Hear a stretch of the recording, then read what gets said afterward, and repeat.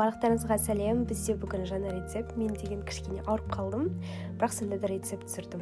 Бұл бізде бүгін брауни өте тез жасалады. Бір 10-15 минутта жасап, 15 минутта пісіріп алсаңыздар болады. Давайте бірге жасайық. Күшті болып шығады негізі. Ең бірінші бізге осындай 4 жұмыртқа керек. 4-еуінде бір ыдысқа жарып алыңыздар. Осындай үлкен шұңғыл ыдысқа. Одан кейін үстіне қант. Сосын ақырындап миксерлеп бастаймыз. Осы кезде ең төменгі жылдамдықтан ең жоғарғыға дейін алмастырып отырып миксерлеп алдым. Одан кейін кішкене ұнымызды саламыз.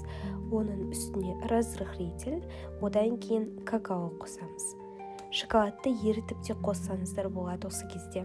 Күшті дәм болады. Осындай лопаткамен қазір жоғарыдан төменге араластыратын боламыз. Осы кезде миксермен араластырмаңыздар, венчикпен де қатты-қатты араластырмаңыздар. Біздің тестамыз басылып қалады, сосын көтерілмей қалады. Сол себепті осылай лопаткамен асықпай, осындай бір масса шыққанға дейін араластырып алыңыздар. Мінекей бізде консистенция осындай болып шығады.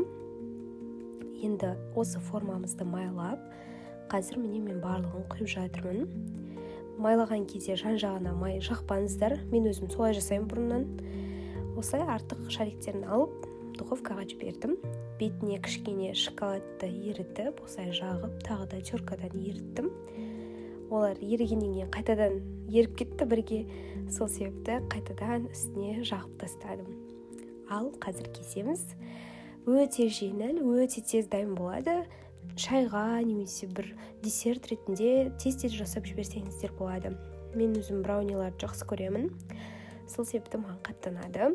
Дәмі де өте күшті болып шықты. Жұмсақ, өте жақсы пісті. Сіздер де жасап көріңіздер.